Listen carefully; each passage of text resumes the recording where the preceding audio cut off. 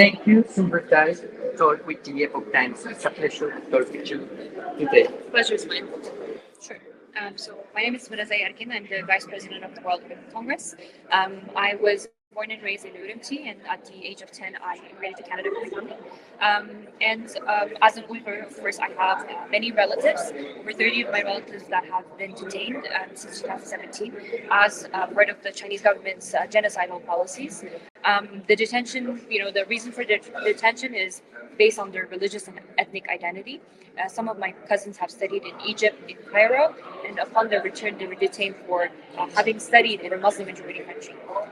As well as since 2017, I have lost all contact with my family members in the region. And this is the story of all Uyghurs living in exile today, where the Chinese government has effectively managed to isolate Uyghurs from within and outside and separate families as a result. Yes. Sumbertai, could you tell us what is the importance to know the persecution to the Uyghur community around the world?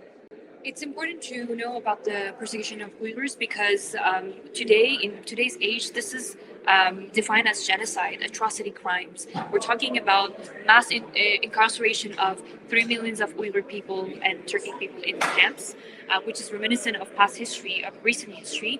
And also crimes like forced sterilization of women, forced separation of families and children, forced migration and forced labor, as well as surveillance as a method to control Uyghurs. So it's important because this can happen to anyone, and it's as part of the international community, it's our responsibility to denounce crimes wherever they occur, especially when we're talking about atrocity crimes and genocide.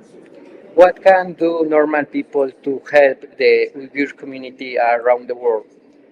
So I think average people can help just by listening to Uyghur voices and experiences, and by sharing their stories and just connecting with victims as well, because this is very real. It's affecting the lives of millions of people, including myself.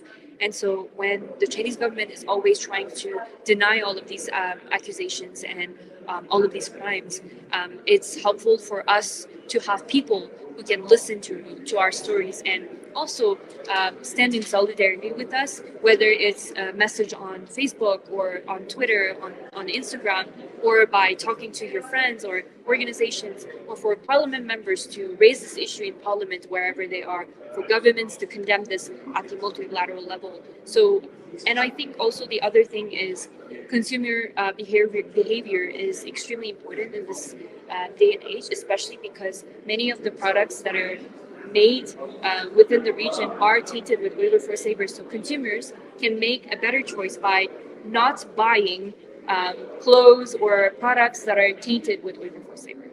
Sumbertai, in this moment, you are here in Mexico, so we would like to know what is your purpose here in this land.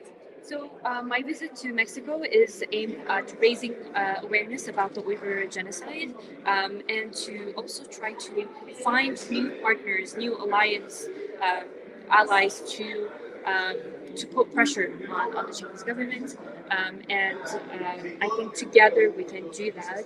And I believe that there's a general lack of awareness here in Mexico about what's happening in China and also in East Pakistan, in the region. So I hope that with media as well, with people speaking about the issue, there will be more awareness in the future.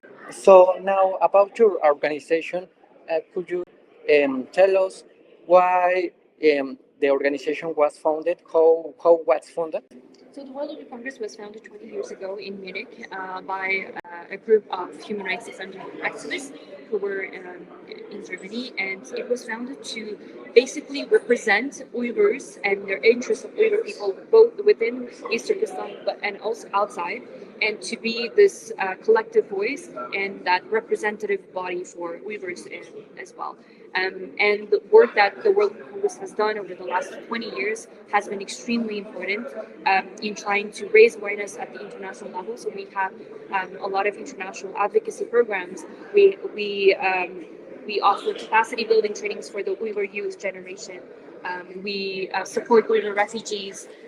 We do community work. So it's really an important institution that represents the voices of Uyghurs.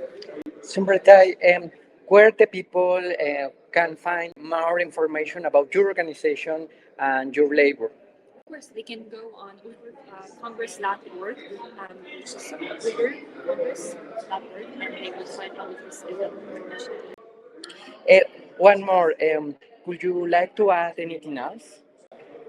I think it's important that people are curious about the issue and not just treat it as something that is so far away from them and so far from their own reality. I think what's happening there might be, might happen anywhere else, and we need as human beings to stand in solidarity, just like we're standing in solidarity with other people who are also suffering from this.